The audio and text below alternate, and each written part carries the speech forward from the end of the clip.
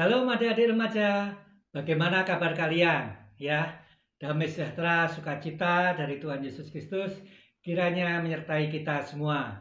Amin. Adik-adik, pada kesempatan tayangan video kali ini, Pak Kunto akan membawakan renungan remaja. Ya, kita akan membaca firman Tuhan dari Matius 14. Ya, adik-adik kita siapkan Matius 14. Ayat 22 hingga 33. Kita akan membaca dan merenungkan firman Tuhan, pesan apa saja yang Tuhan sampaikan melalui perikop ini. Perikop ini berjudul Yesus berjalan di atas air. Sebelum kita membaca dan merenungkannya, marilah kita bersama-sama memohon kepada Tuhan agar Roh Kudus menerangi pembacaan firman Tuhan ini. Mari kita berdoa. Bapa kami yang bertata dalam kerajaan surga, kami mengucapkan terima kasih Tuhan atas segala berkat karunia yang sudah Tuhan berikan kepada kami, berkat kesehatan, berkat kami mendapatkan pendidikan dan juga mendapatkan keluarga yang baik. Ini semua karena berkat yang dari Tuhan semata. Dan sebentar lagi Tuhan kami akan mendengarkan firman-Mu, membaca firman-Mu dan merenungkan firman-Mu. Tolong Tuhan, utuslah Roh Kudus-Mu agar dapat memberkati kami sehingga kami dapat mengerti apa yang menjadi kehendak-Mu. Tolonglah Pak Kunto yang akan menjelaskan pesan-Mu, berilah dia Roh Kudus-Mu kemampuan untuk dapat menjelaskan seturut kehendak-Mu. Terima kasih Tuhan. Permohonan ini kami sampaikan dalam nama Tuhan kami, Juru Selamat kami, Yesus Kristus. Amin. Ya, mari adik-adik kita membaca Matius 14 ayat 22 hingga 33. Dengan judul, Yesus berjalan di atas air. Sesudah itu, Yesus segera memerintahkan murid-muridnya naik ke perahu dan mendahuluinya ke seberang. Sementara itu ia menyuruh orang banyak pulang.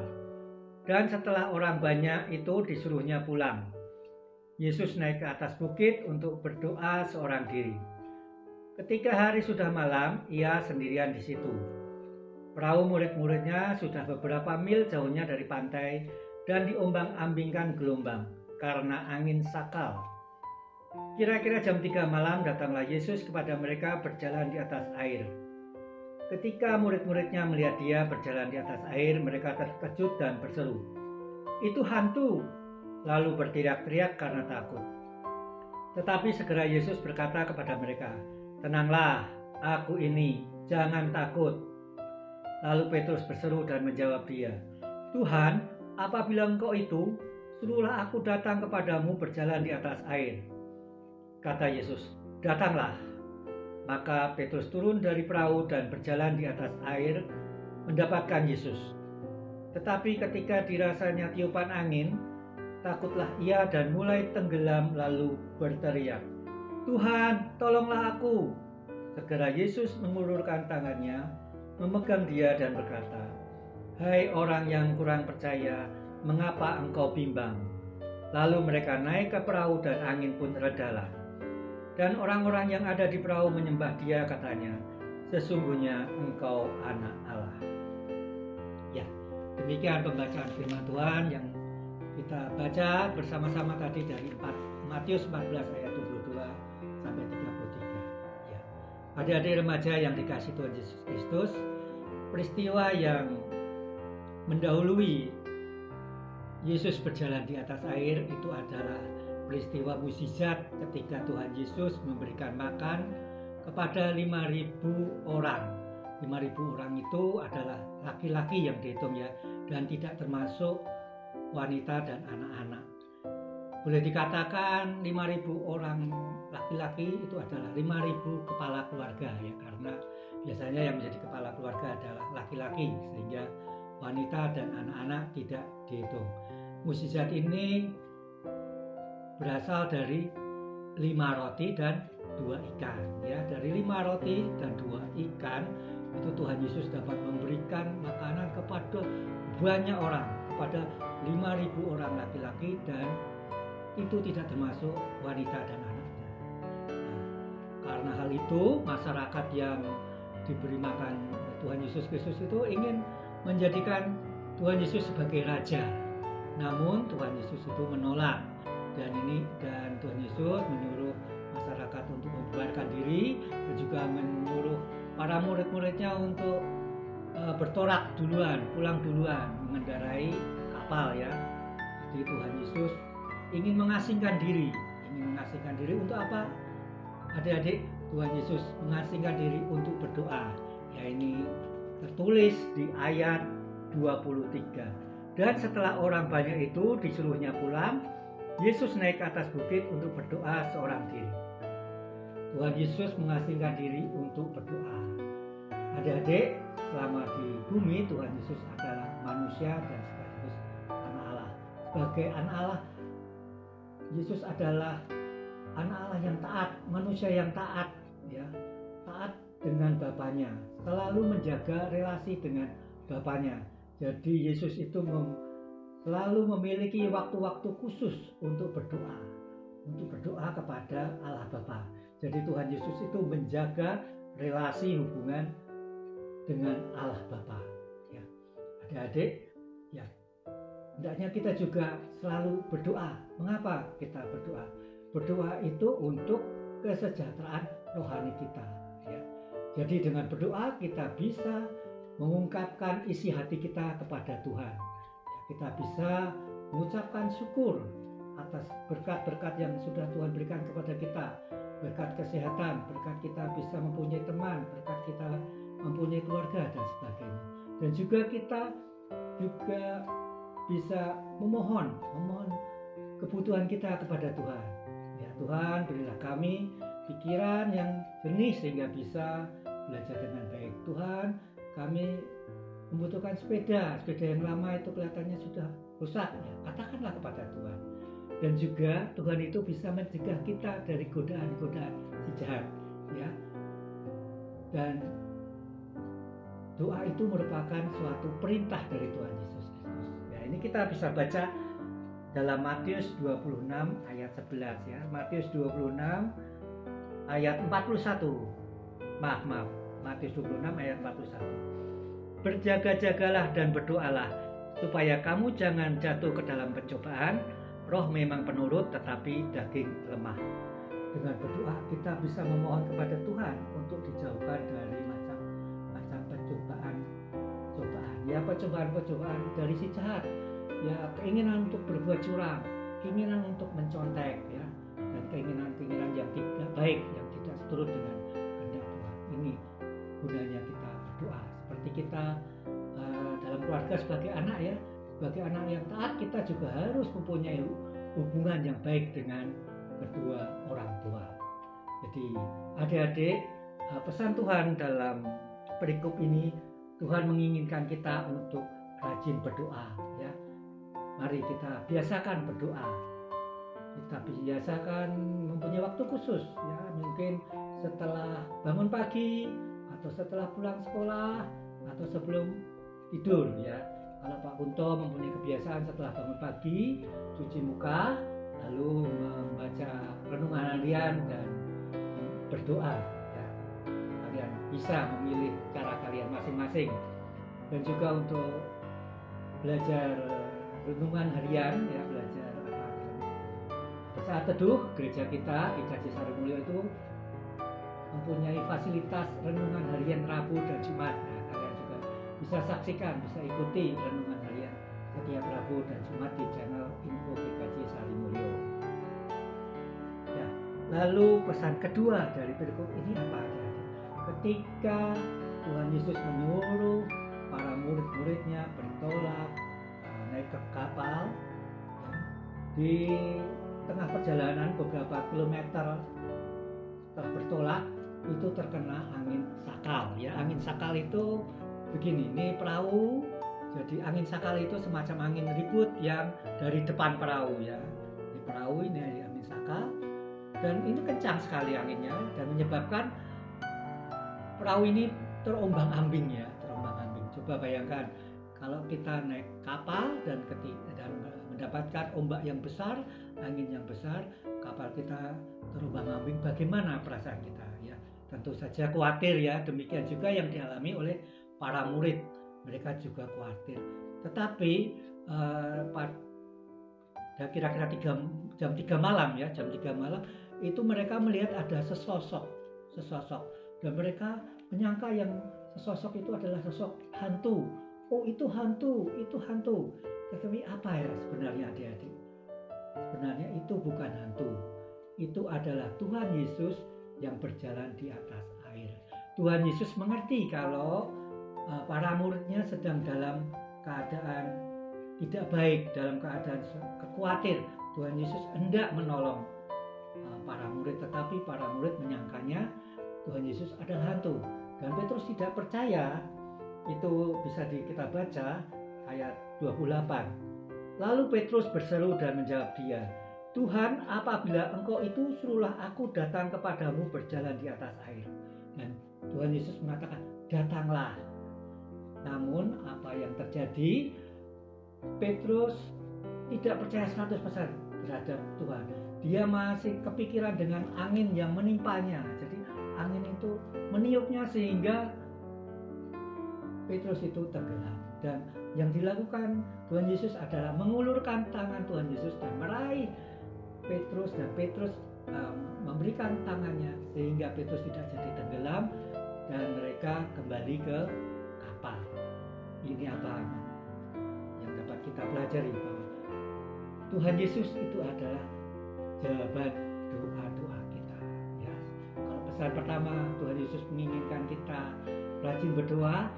Pesan kedua adalah Yesus sebagai jawaban doa-doa kita.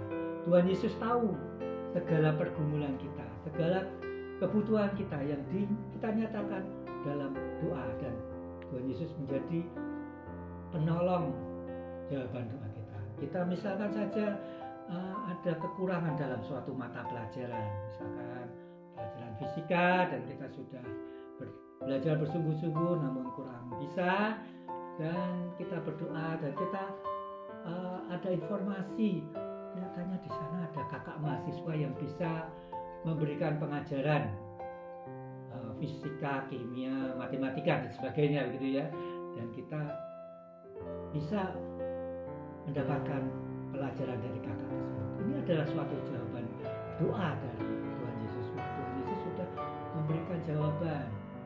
Coba kamu belajar sama kakak mahasiswa itu, kiranya kamu nanti bisa belajar dengan baik. Atau mungkin kita dalam pergumulan, ada masalah dengan teman di kelas ya, ada masalah teman di kelas, dan teman yang menjadi masalah dengan kita itu nampaknya sudah membuka diri dan sudah mau berbaikan hati. Nah, itu adalah jawaban doa ya. Kita membuka diri, kita menerima uluran tangan dia, dan kita berangkuran lagi ya. Pesan kedua ini yang kita dapat peroleh adalah kita menerima uluran tangan Tuhan. Sebagaimana Petrus tadi menerima uluran tangan Tuhan Yesus sehingga ia tidak tenggelam, kita juga menerima uluran tangan Tuhan sehingga kita dapat hidup lebih baik, hidup seturut dengan kehendak Tuhan atas jawaban doa-doa kita yang sudah kita panjatkan.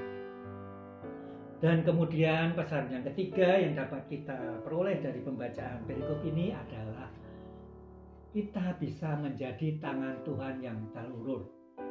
Kita bisa menjadi tangan Tuhan yang mengulur ya. Tuhan yang mengulur Petrus, membantu Petrus, mengangkat Petrus dari bahaya tenggelam. Kita juga bisa menjadi sarana Tuhan, berkat Tuhan untuk menjadi tangan yang mengulur ya. Kita bisa menjadi berkat bagi sesama kita, berkat bagi teman-teman kita, berkat bagi keluarga kita. Ini contoh-contohnya banyak sekali ya. Mungkin kita ciptakan suasana damai di kelas. Kita tidak menciptakan keributan, ya. Kita tidak menciptakan berita hoax yang sehingga terjadinya perpecahan di dalam kelas. Ya, itu adalah contoh-contoh kita bisa menjadi sarana Tuhan, berkat Tuhan sebagai tangan Tuhan yang mengulur. Atau kita menerima didikan dari orang tua, ya.